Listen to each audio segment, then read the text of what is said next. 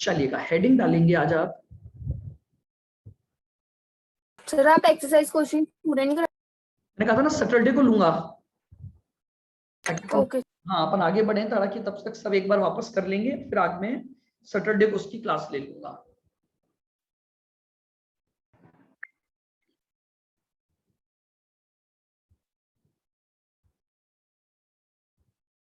Preparation of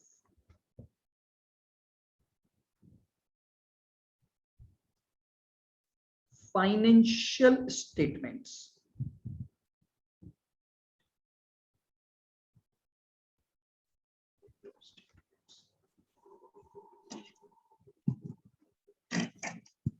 preparation of financial statements. देखिएगा, financial statements का मतलब होता है statement to reflect financial position of the entity, यानी ऐसे स्टेटमेंट्स को बनाना जिन स्टेटमेंट्स में के द्वारा हमें कंपनी की फाइनेंशियल पोजीशन का पता लगे, उन स्टेटमेंट को हम बोलते हैं फाइनेंशियल स्टेटमेंट्स। अब फाइनेंशियल स्टेटमेंट्स भी अलग अलग होते हैं, अलग अलग in the sense, for example अगर कोई एंटिटी प्रॉफिट मेकिंग एंटिटी है या प्रॉफिट रिलेटेड एक्टिविटी कर रही है, उनके फाइनेंशियल स्टेटमेंट अलग बनेंगे। ऐसी एंटिटीज जो कि नॉट फॉर प्रॉफिट ऑब्जेक्ट से वर्क कर रही है, जैसे कि एनपीओज हो गए, उनके फाइनेंशियल स्टेटमेंट्स अलग होंगे। अगर मान लीजिए कोई पार्टनरशिप फर्म है, तो पार्टनरशिप फर्म के फाइनेंशियल स्टेटमेंट अलग बनेंगे। अगर कोई कंपनी है तो कंपनी के फाइनेंशियल स्टेटमेंट्स अलग बनेंगे। तो फाइनेंशियल स्टेटमेंट का बेसिक मतलब होता है ऐसे स्टेटमेंट्स या ऐसे फॉर्मेट्स बनाना जिनसे आप उस कंपनी की पूरी फाइनेंशियल पोजीशन को इवेल्युएट कर पाए। और financial statement according to the entities categorise होते हैं। यहां पर हमारे कोर्स में बेसिकली जो फाइनेंशियल स्टेटमेंट्स हैं वो क्या हैं? फर्स्ट, जितनी भी प्रॉफिट एंटिटीज हैं उनके फाइनेंशियल स्टेटमेंट बनाना। सेकंड, जितनी भी नॉन प्रॉफिट ऑर्गेनाइजेशन है उनके फाइनेंशियल स्टेटमेंट्स बनाना। और जब आप इसी पर इंटर लेवल पर हम बात करते हैं तो तीसरे फाइनेंशियल स्टेटमेंट पार्टनरशिप अकाउंट्स भी आ जाता है। तो आइएगा हम इस बात को पहले लिख लेते हैं, लिखेंगे पॉइंट नंबर 1 डाल के।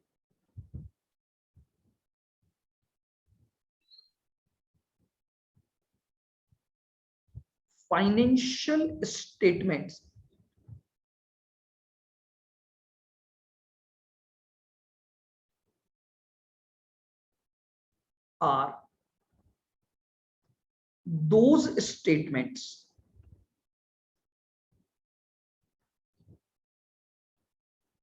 are those statements which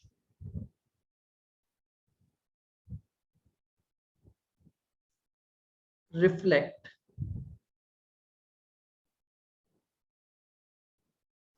profit/loss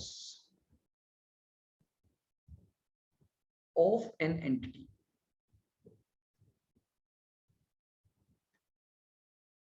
as well as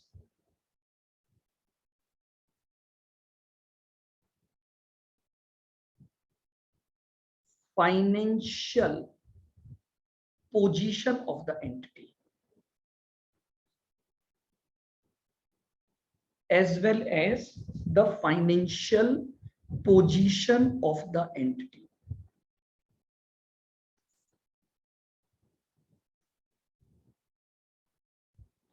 लीजिएगा, तो फाइनेंशियल स्टेटमेंट्स में कंपनी के प्रॉफिट और लॉस की जानकारी और कंपनी की फाइनेंशियल पोजीशन की जानकारी को दिखाने वाले स्टेटमेंट्स को इंक्लूड किया जाता है।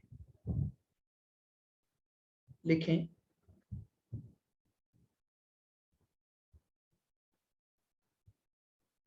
Financial statements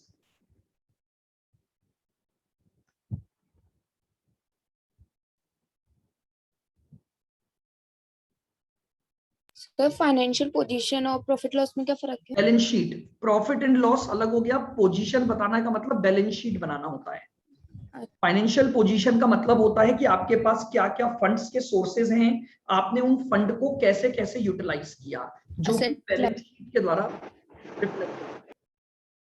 financial statement of any profit making entity, any profit making entity includes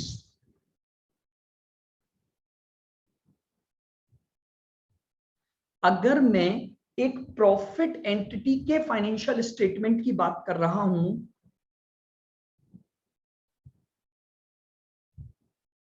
उसमें बनाया जाता है ट्रेडिंग अकाउंट,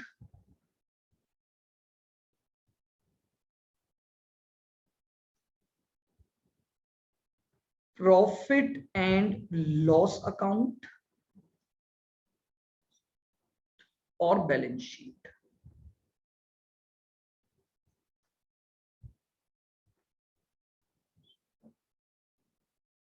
यहीं पर मैं ऑब्लिक लगाकर मैन्युफैक्चरिंग अकाउंट भी डाल देता हूं।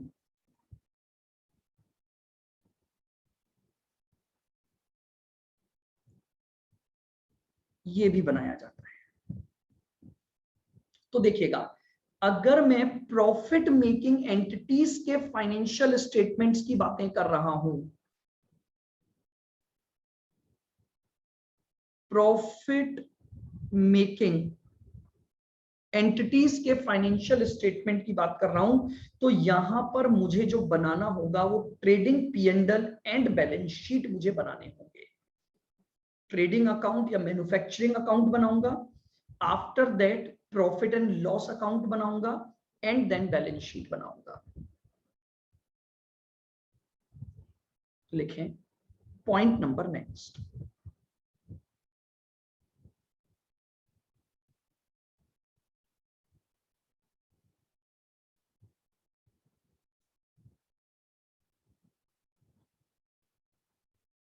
we can find out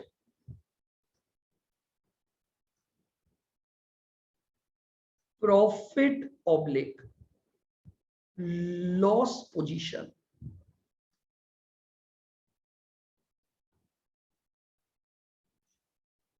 through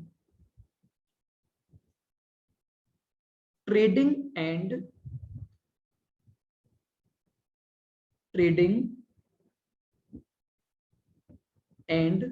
profit and loss account.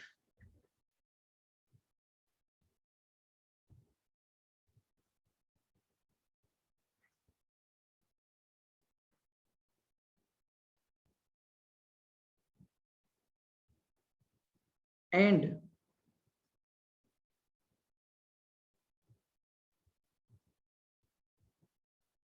financial position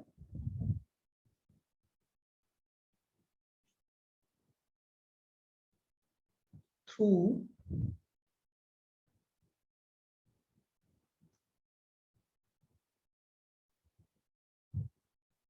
balance sheet. ये इनको बनाने का पर्पस होता है। अगर मुझे उस एंटिटी की प्रॉफिट और लॉस पोजीशन का पता लगाना है कि भैया उस ड्यूरिंग द पीरियड में उसने क्या प्रॉफिट या क्या लॉस कमाया, अर्न किया, तो उस पोजीशन के लिए तो बनाऊंगा ट्रेडिंग एंड पी&एल अकाउंट।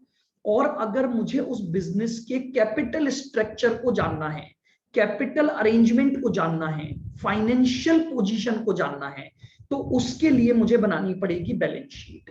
तो यहां पर हम इस टॉपिक में सभी प्रॉफिट मेकिंग एंटिटीज के लिए हम अपने फाइनेंशियल स्टेटमेंट्स को बनाना सीखेंगे।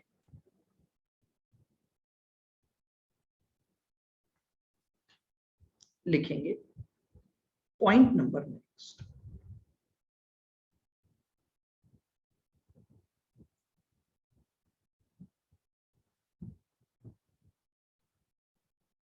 while preparing final accounts या financial statement,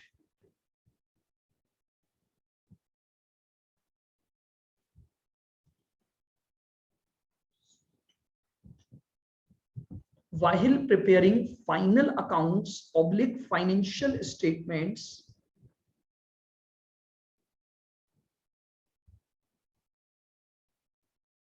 we need to adjust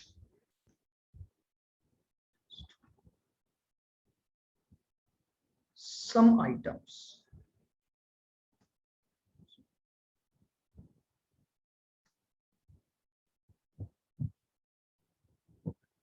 which are given as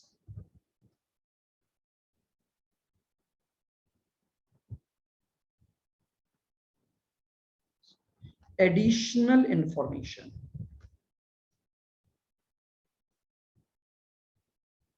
Additional information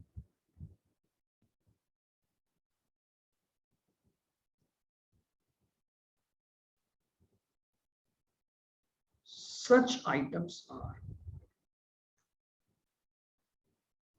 known as adjustment items.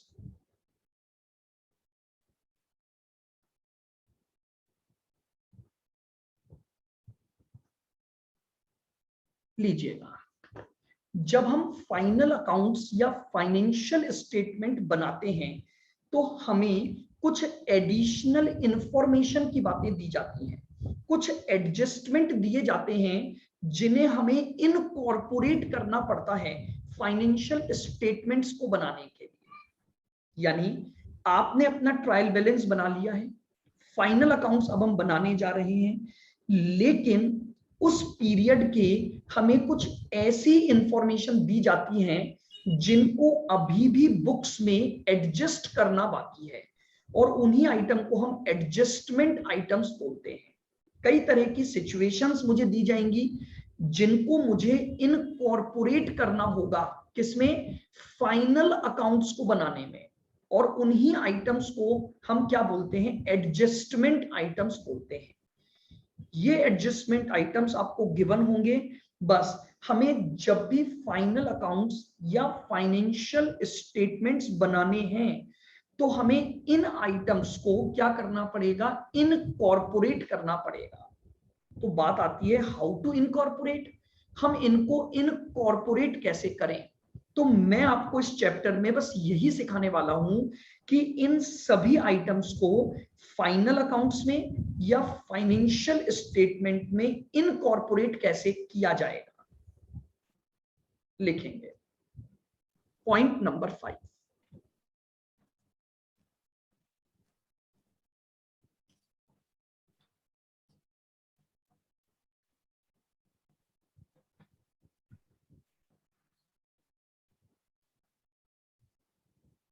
following are the adjustment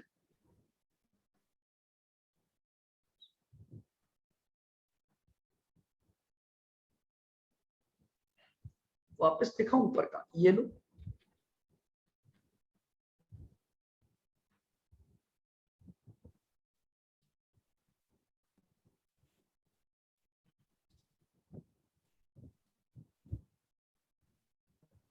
ये रहा फर्स्ट पॉइंट।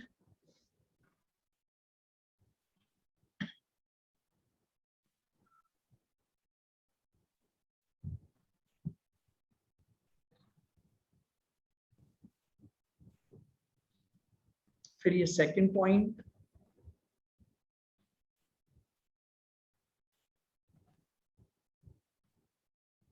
हो गया। फिर ये थर्ड पॉइंट और फोर्थ पॉइंट। हाँ जी, तो following are the adjustments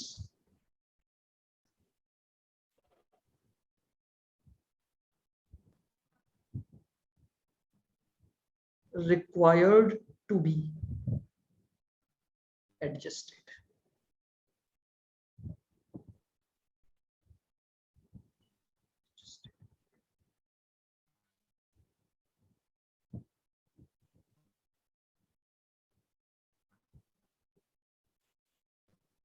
adjustment number 1,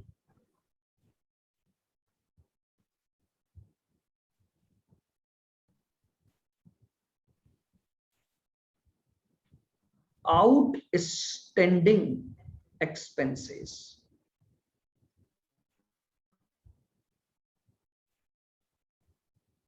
पहला एडजस्टमेंट जो हमारे पास आता है that is related to outstanding expenses.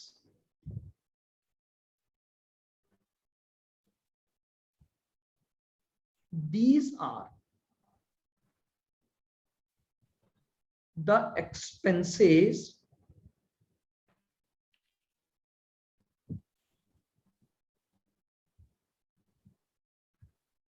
due but not yet paid, not yet paid। ऐसे खर्चे जो ड्यू तो हो गए हैं लेकिन अभी तक उनका पेमेंट नहीं हुआ है, उन खर्चों को हम बोलते हैं आउटस्टैंडिंग। फॉर एग्जाम्पल,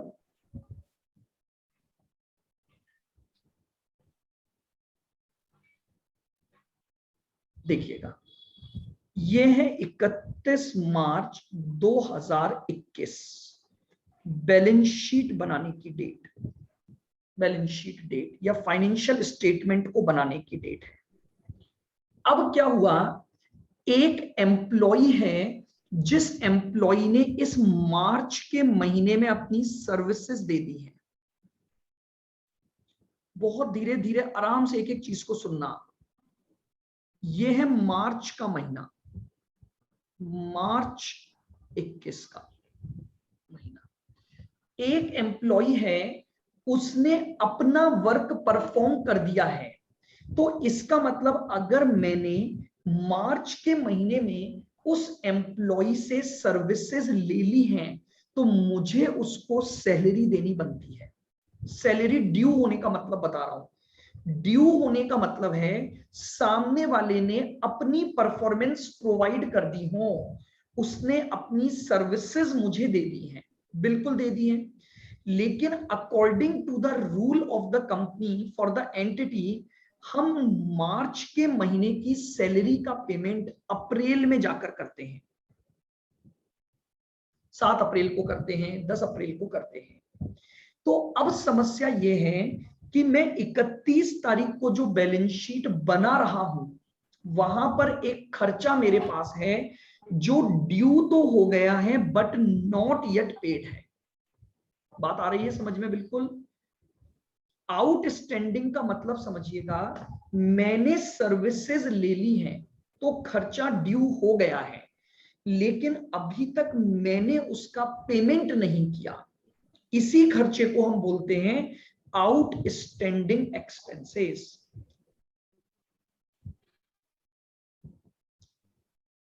बताइए भाई, मीनिंग बिल्कुल क्लियर है सबको?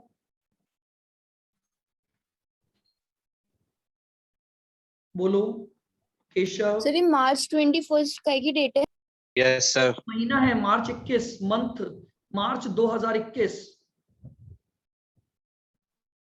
ये पूरा महीना है जिसके ईयर एंड पर आप बैलेंस शीट बना रहे हो, तो मार्च के महीने की सैलरी अभी तक नहीं मिली गई, नहीं दी गई है, ठीक है? तो इसको हम कहते हैं आउटस्टैंडिंग एक्सपेंसेस। तो मुझे इमीडिएटली एक एडजस्टमेंट एंट्री डालनी पड़ेगी।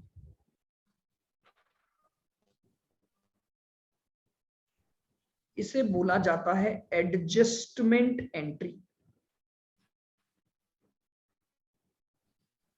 खर्चा बुक करूंगा तो खर्चा अकाउंट डेबिट, सैलरी या अगर और भी कोई खर्चा है एक्सपेंसेस अकाउंट डेबिट। 2, चूंकि ये पैसा अभी मैंने पे नहीं किया है तो ये मेरी लाइबिलिटी बनेगा, तो आउटस्टैंडिंग के नाम से आउटस्टैंडिंग एक्सपेंस अकाउंट।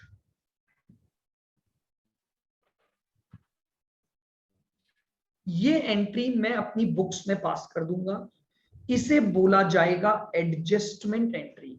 खर्चा बुक करूंगा, लेकिन चूंकि ये खर्चा हो तो गया, लेकिन अभी तक इसका पेमेंट नहीं हुआ है, तो इसे मैं अभी भी अपनी लाइबिलिटी के रूप में दिखाऊंगा।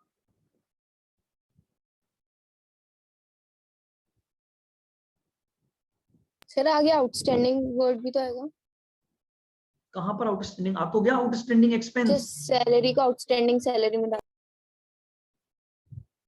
अरे कोई बात नहीं, तो वो तो एक ही बात है ना, मैंने नाम लिख दिया। एंट्री तो मान लो हो सकता है कल को रेंट हो, तो आप उस हिसाब से लिख देना कि rent account debit to outstanding rent.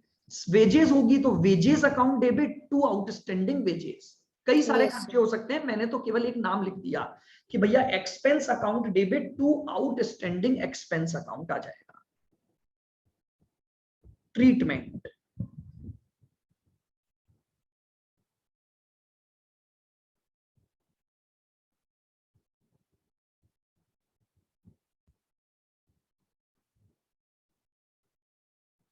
this amount will be added to respective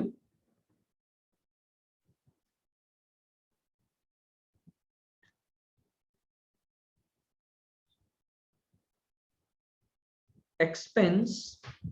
This amount will be added to respective expense in trading oblique profit and loss account.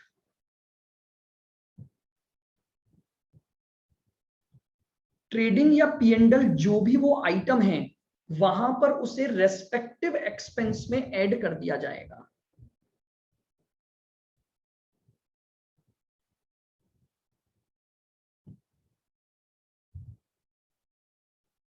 Outstanding expense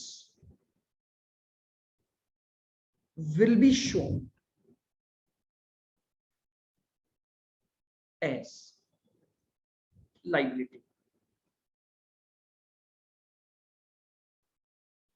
इसे हम लाइबिलिटी में दिखा देंगे, क्योंकि ये अभी हमें पे करना बाकी है। यानी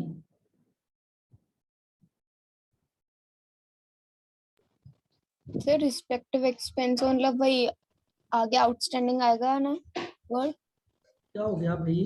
रेस्पेक्टिव एक्सपेंस का मतलब हो गया, अगर सैलरी से रिलेटेड आउटस्टैंडिंग है तो सैलरी में ऐड करोगे, अगर रेंट से रिलेटेड आउटस्टैंडिंग है तो रेंट में ऐड करोगे, अगर और किसी खर्चे से रिलेटेड आउटस्टैंडिंग है तो उस खर्चे में ऐड करोगे। जैसे मान लो यहां पर रेंट था मेरा, तो मैंने पीएनडल में लिखा होगा टू रेंट। अब अगर इसका आउटस्टैंडिंग है तो यहीं प्लस कर दूंगा आउटस्टैंडिंग रेंट।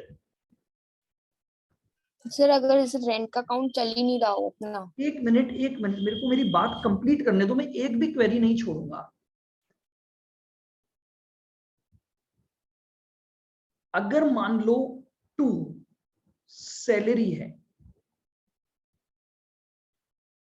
ये लीजिए, और प्लस आउटस्टैंडिंग सैलरी आ गई,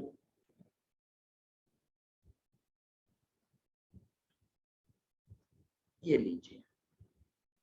हाँ, अब आप पूछना चाह रहे हो रेंट नहीं चल रहा। अगर मुझे एक बात बताओ, रेंट है ही नहीं तो वो आउटस्टैंडिंग कैसे हो सकता है? क्या ऐसा पॉसिबल है कि आपकी बुक्स में रेंट चल ही नहीं रहा और फिर भी उसका आउटस्टैंडिंग दे रखा है? आप समझ रहे हो मेरी बात को? ऐसा तो या तो फिर वो एक्सपेंस ही दे देगा बस केवल, कि भैया आउटस्टैंडिंग एक्सपेंस है बस केवल, तो वो आप एक्सपेंस में जोड़ के लिख देना। ऐसा कैसे पॉसिबल है? अगर मान लो आपने कहीं से भी कोई चीज किराए पर ली ही नहीं है, तो फिर ईयर एंड में आप आउटस्टैंडिंग रेंट कैसे बोल सकते हो उस बात को? तो आप ये जो क्वेरी ला रहे हो कि अगर रेंट हो ही ना, तो रेंट नहीं होगा तो रेंट का आउटस्टैंडिंग भी क्रिएट नहीं हो सकता। आउटस्टैंडिंग उसी खर्चे का क्रिएट होगा जो चल रहा होगा, कि भैया आपने कुछ महीने का खर्चा पे नहीं किया, ऐसा नहीं हो सकता कि कोई खर्चा पूरे 12 महीने तक आउटस्टैंडिंग चल रहा हो। प्रैक्टिकली सोचो, मान लो मुझे किसी को पेमेंट करना है, क्या ऐसा पॉसिबल है कि मैं 12 महीने तक सामने वाले को पेमेंट ना करूं, एक भी पैसा ही ना दूं और पूरे 12 महीने का आउटस्टैंडिंग दिखाऊं? तो प्रैक्टिकली ऐसा पॉसिबल नहीं होता। तो इसलिए अब ये क्वेरी तो बेकार हो गई कि रेंट नाम ही ना हो, रेंट का आउटस्टैंडिंग हो, ऐसा पॉसिबल नहीं होगा कभी भी। जो पर्टिकुलर खर्चा आप रेगुलर बेसिस पर करते आ रहे हो, उसी के खर्चे में आउटस्टैंडिंग निकल सकता है। ठीक है, तो प्रेजेंटेशन समझ आ गया। आप जब ट्रेडिंग पीएनएल में दिखाओगे तो डेबिट साइड में, क्योंकि खर्चा है, डेबिट साइड में रेस्पेक्टिव खर्चे में ऐड कर दो। यहां मैं बैलेंस शीट बना देता हूं।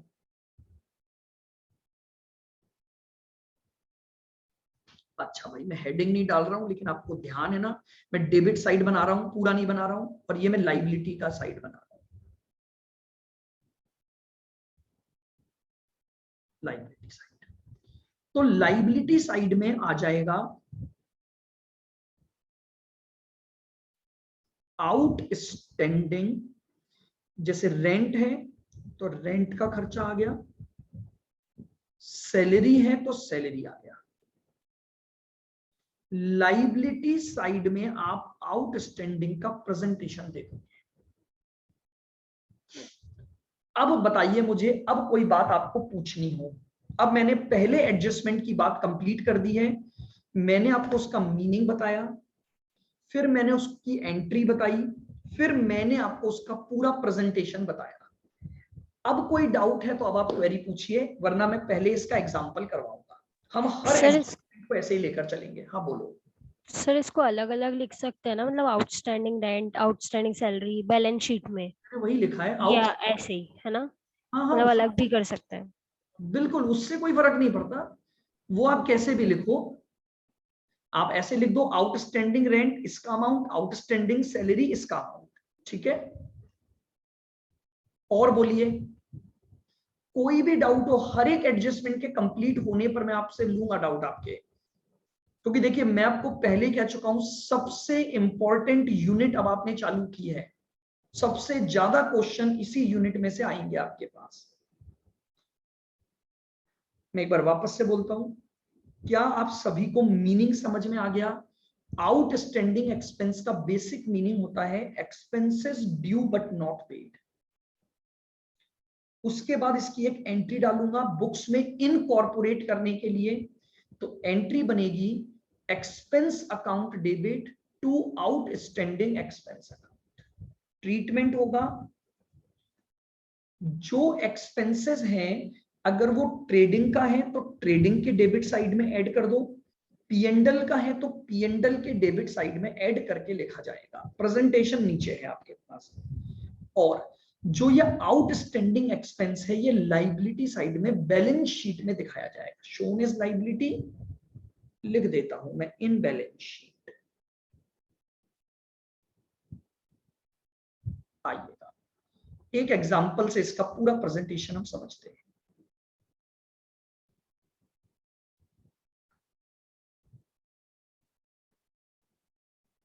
लिखिएगा एग्जांपल।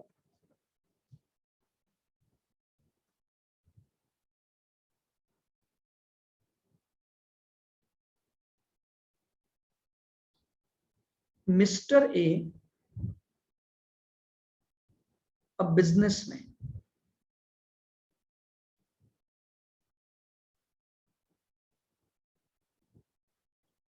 appoint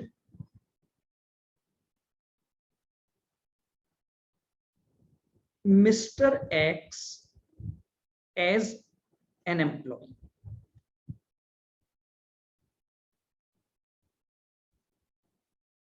मिस्टर ए ने अपने यहां पर एक एम्प्लॉय को अपॉइंट किया हुआ है, मिस्टर एक्स को।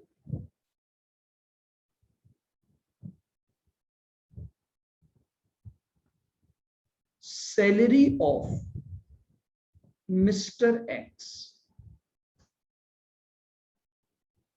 ₹40,000 per month.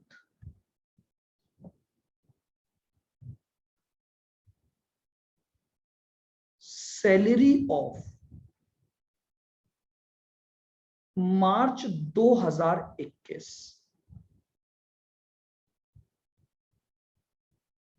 Not yet paid, not yet paid. आपने उसको 40,000 रुपए पर मंथ की सैलरी पर अपॉइंट किया है, लेकिन अभी तक आपने मार्च 21 की उसकी जो सैलरी बनती है वो अभी तक आपने पे नहीं की है। तो क्या ये सैलरी आउटस्टैंडिंग सैलरी बनी? Yes sir. आइए, तो बस give accounting treatment.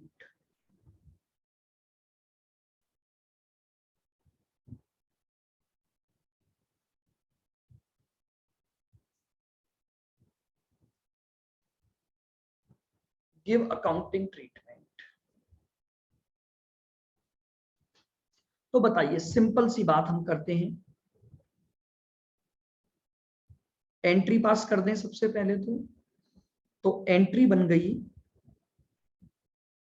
Salary account debit. Salary का खर्चा लिखूंगा 40,000 का, और चूंकि अभी तक पे नहीं की है तो इसकी एक लाइबिलिटी क्रिएट कर दूंगा, टू आउट स्टैंडिंग।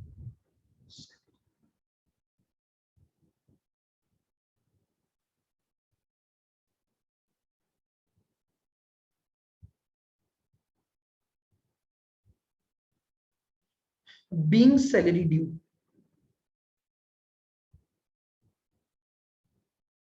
ये लीजिए।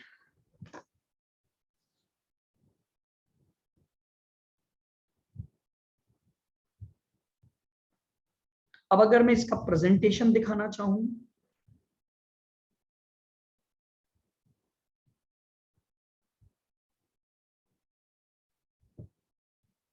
टू सैलरी, 40,000 की सैलरी थी तो 11 महीने की तो मैं उसको पे कर चुका हूं, अज्यूम करते हुए वो शुरू से अपॉइंटेड था। तो टू सैलरी में उसका खर्चा आ गया 4,40,000, प्लस कर दूंगा आउटस्टैंडिंग। कितनी? 1 महीने की सैलरी इसमें ऐड हो गई और आपका टोटल डेबिट में खर्चा आ गया 4,80,000। ये मैंने P&L अकाउंट का प्रेजेंटेशन दे दिया आपको। 11 महीने की सैलरी दे चुका हूं, वो खर्चा ऑलरेडी मैं लिख चुका हूं, और 12वें महीने की सैलरी मैंने ले ली। बैलेंस शीट में जाऊंगा तो क्या लिखूंगा लाइबिलिटी साइड में?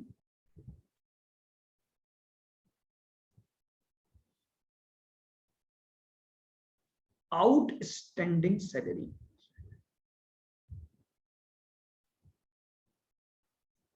अब बताइए, कोई बात आपको पूछनी है इस पूरे एग्जाम्पल के प्रेजेंटेशन में? मैंने एंट्री डालना आपको बता दिया, फिर मैंने आपको उसका ट्रेडिंग P&L का ट्रीटमेंट बता दिया, और फिर मैंने आपको उसका बैलेंस शीट का प्रेजेंटेशन बता दिया। इस तरह से हम अपने इस एडजस्टमेंट को अपनी बुक्स में इनकॉर्पोरेट करते हैं। बोलो भाई, समझ आया क्या? दुष्यंत, ईशा,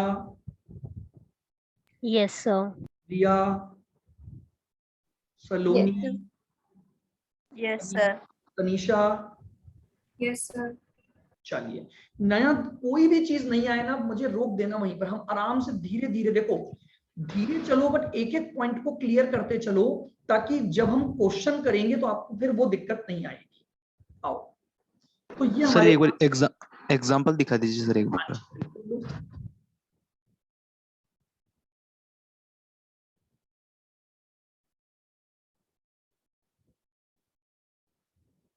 ये लो,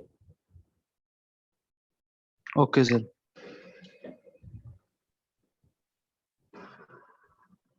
आइएगा। Yes sir.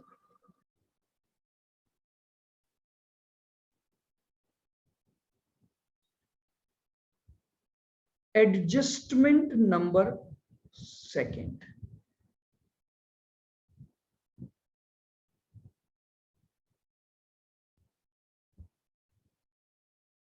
Prepaid expenses,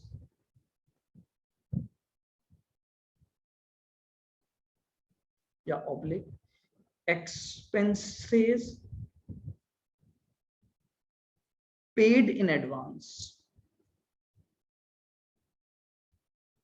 paid in advance।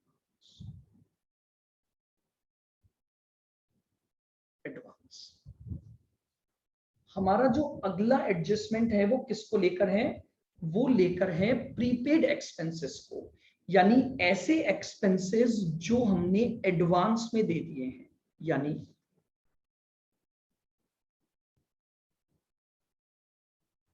these are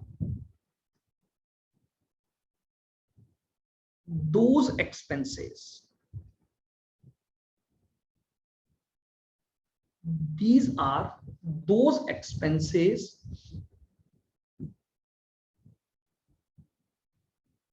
which are paid but not yet due, due नहीं हुए, अभी तक हमने उस रेस्पेक्ट में सर्विसेज ली ही नहीं है, लेकिन हमने उनका पेमेंट पहले ही कर दिया, उन्हें हम बोलते हैं प्रीपेड या advance expenses. Those expenses which are paid but not yet due, pay कर चुके हो लेकिन अभी तक ड्यू नहीं हुआ है। कैसे, जरा देखिएगा।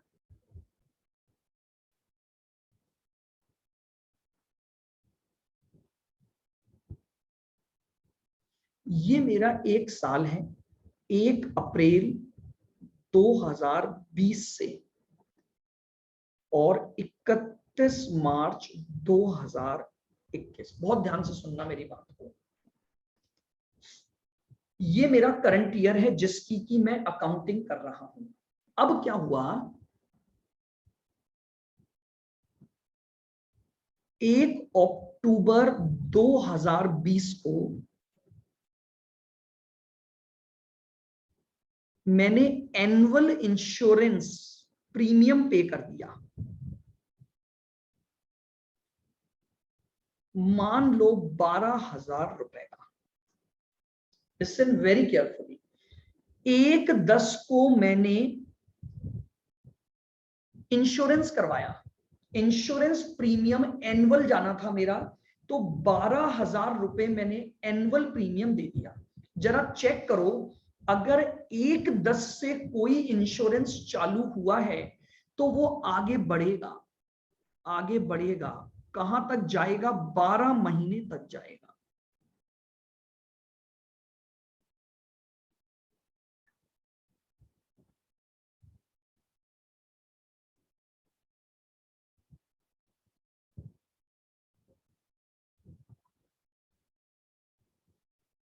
बताइए, अगर मैंने 1/10 को एनुअल प्रीमियम दिया है तो वो प्रीमियम 1/10 से लेकर 30 सितंबर 21 तक का दिया होगा या नहीं दिया होगा? सर दिया होगा। बिल्कुल दिया है। लेकिन अब एक समस्या आ गई, इसमें से यहां तक का पीरियड तो मेरा करंट ईयर है और ये मेरा नेक्स्ट ईयर है। आप समझ रहे हो? ये मेरी बैलेंस शीट डेट है, ये मेरी बैलेंस शीट डेट है।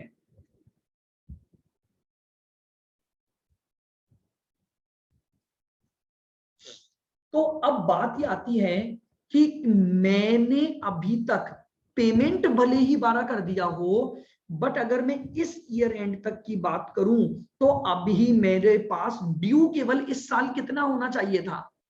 6 महीने। 6 महीने का। इसका मतलब मैंने ये फ्यूचर का खर्चा आज ही पे कर दिया कि नहीं कर दिया? भाई आप समझ रहे हो? नेक्स्ट ईयर का खर्चा मैं आज दे रहा हूं, इसी को तो हम कहते हैं एक्सपेंसेस पेड इन एडवांस।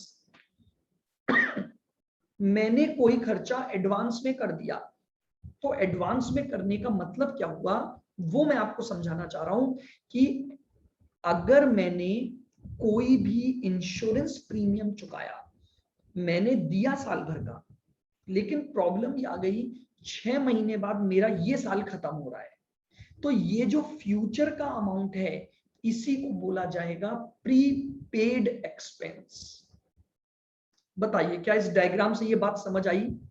यानी अब मैं आपसे ये पूछूं, अगर 12,000 12 महीने का है तो करंट ईयर का तो बना 6,000 और यहां पर बना 6,000। बोलो क्या एग्री? Yes sir. तो अब अगर मैं करंट ईयर के खर्चे लिख रहा हूं तो 12 आना चाहिए या 6 आना चाहिए? 6।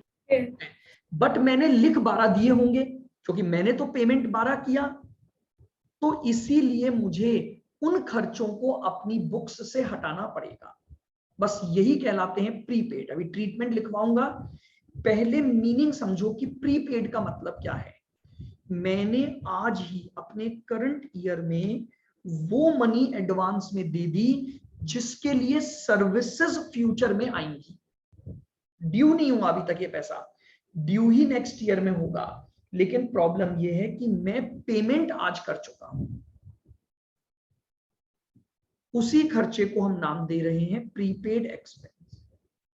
तो देखिएगा,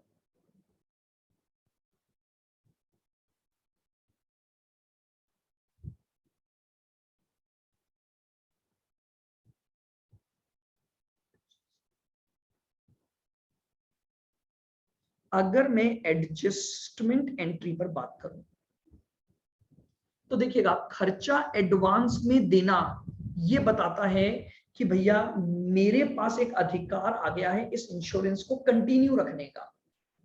आप समझ रहे हो? आपने जो सर्विसेज नहीं ली उसका पैसा दे दिया आपने, तो इसका मतलब आपके पास एक अधिकार या असेट क्रिएट हो गई। तो एंट्री क्या बनेगी? प्रीपेड एक्सपेंस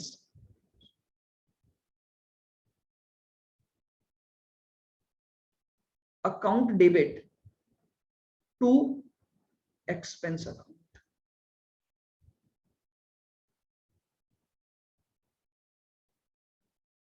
जैसे अगर यहां इंश्योरेंस है तो एंट्री डाल दूंगा prepaid insurance account debit to insurance account.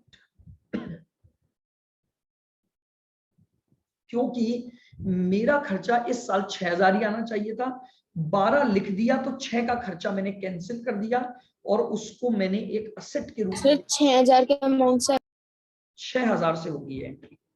Prepaid केवल 6,000 है, बाकी 6 तो इसी साल का है। जो फ्यूचर का है और पे हमने कर दिया, केवल उसी से ये एंट्री आपके पास होगी।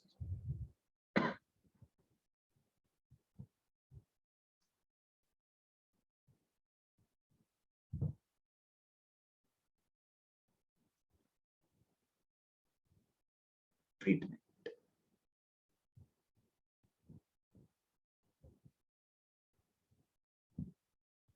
deduct from particular expense, deduct from particular expense,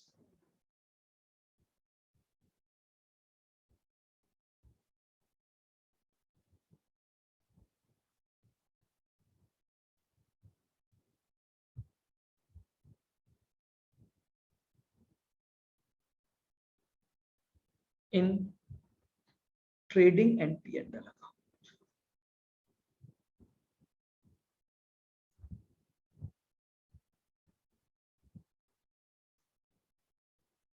sir advance में वेजेस पे करते हैं क्या, मतलब सैलरी? बिल्कुल दे देते हैं। कई बार होता है ना कंपनियों में कि भैया आज मुझे सैलरी की जरूरत है, आप मुझे आज अगले महीने का एडवांस आज ही दे दो। बिल्कुल दे देते हैं अगर कंपनी की पॉलिसी है तो। ये depend on policy of the company होता है। और दूसरा,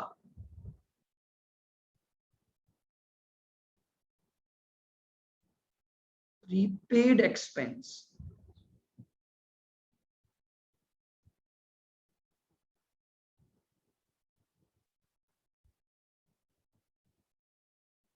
will be shown as asset.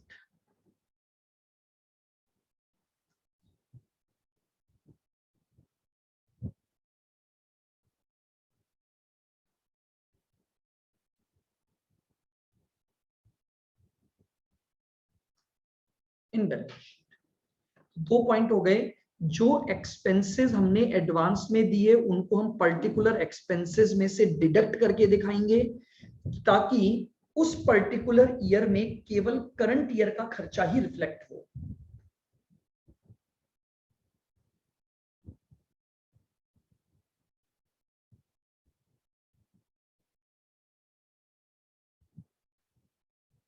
Debit side है।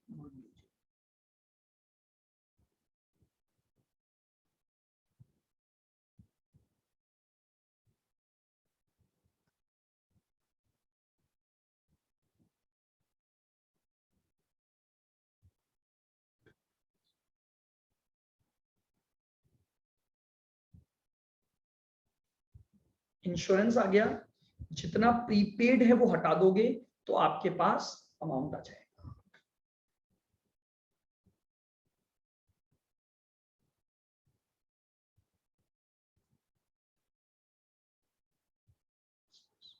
असेट साइड,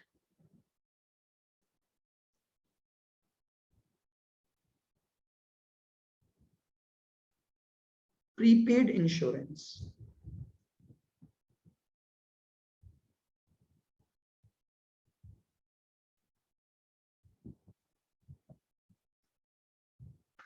ये लीजिए, ये आपका सेकंड एडजस्टमेंट का पूरा प्रेजेंटेशन हुआ।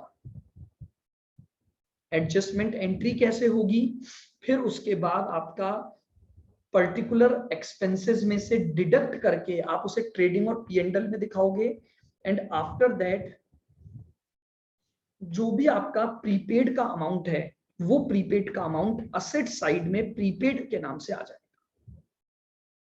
देख लीजिए इसको भी। अब पूछिए कोई बात आपको सेकंड पॉइंट में पूछनी है तो, ट्रीटमेंट से रिलेटेड, अकाउंटिंग से रिलेटेड, कुछ भी अगर आपको पूछना है सेकंड पॉइंट के। क्लियर है बिल्कुल? इसका मतलब कि आपका आउटस्टैंडिंग का ट्रीटमेंट कैसे होगा और प्रीपेड का ट्रीटमेंट कैसे होगा।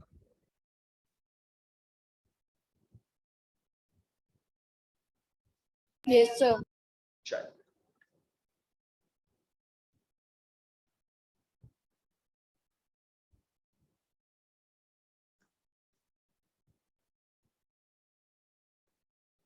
अगला समझ लीजिए, फिर उसको चाहे हम लिख कर लेंगे। Adjustment number 3,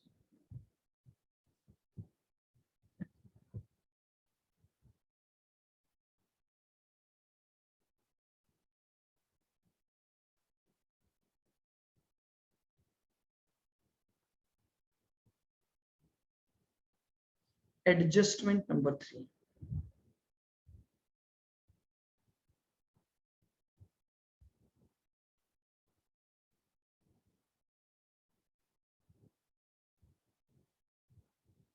outstanding incomes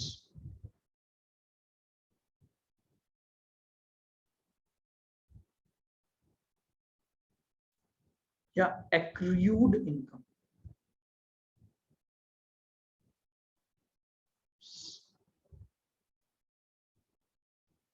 outstanding income या accrued income.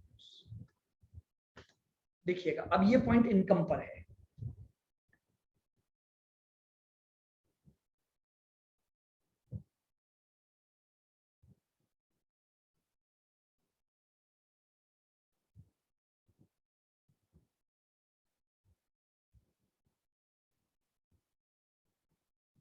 Sir income earned but not paid होगा ना? But not received.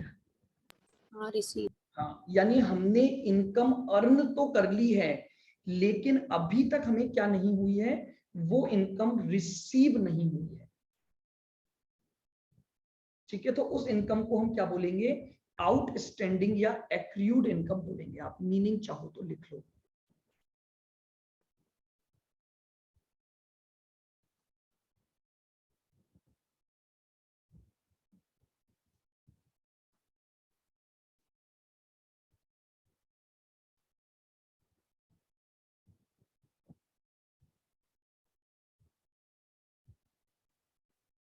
लीजिएगा, income earn but not yet received उसे बोला जाता है आउटस्टैंडिंग इनकम या एक्रूड इनकम। मान लीजिए फॉर एग्जांपल है तो 3 मिनट समझ लेते हैं।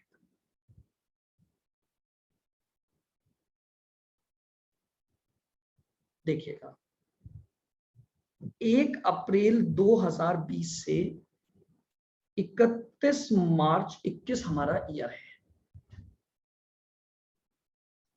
1 जनवरी 2021, बहुत ध्यान से सुनना, मैंने 10% इन्वेस्टमेंट खरीदे हैं।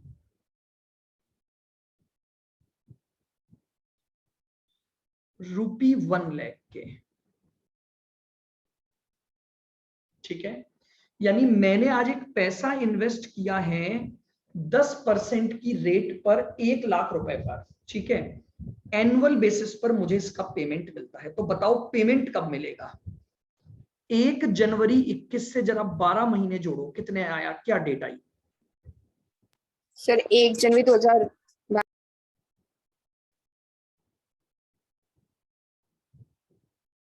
22। बोलो एग्री। अब प्रॉब्लम यह है कि कंपनी का रूल है कि इनकम एनुअल बेसिस पर देती है, लेकिन अब मेरे साथ एक समस्या आ गई। मैंने अगर जनवरी में खरीदा तो मेरे पास ये तो करंट ईयर बना और ये नेक्स्ट ईयर बना। क्या आपको नहीं लगता कि जनवरी, फरवरी और मार्च इसी पर्टिकुलर ईयर में आ रहे हैं? और अगर वो इसी ईयर में आ रहे हैं, यस सर, ये 3 महीने की इनकम इसी साल रिकॉर्ड हो जानी चाहिए, भले ही मिली ना हो मुझे। मिलेगी तो मुझे यहीं पर, क्योंकि कंपनी तो यहीं पर बांटेगी, तो मुझे भी यहीं पर मिलेगी। लेकिन एज पर दी अकाउंटिंग मैं ये बोल सकता हूं, मुझे अधिकार तो मिल गया ना भाई इन 3 महीने की इनकम का, मिले ही भले बाद में। अगर मैंने 1 जनवरी से इन्वेस्टमेंट परचेस कर लिए हैं तो इसका मतलब मुझे इस 3 महीने की इनकम अर्न हो गई है, बट रिसीव नहीं हुई है। तो इसी को हम बोलते हैं income earn but not yet received, which is also known as outstanding या accrued incomes। तो मुझे इस 3 महीने की इनकम को आज अपनी बुक्स में लेकर आना पड़ेगा। इस 3 महीने की इनकम को बुक्स में लेकर आना पड़ेगा। बोलिए मीनिंग समझ में आ गया? Income earn but not received का मीनिंग क्या है?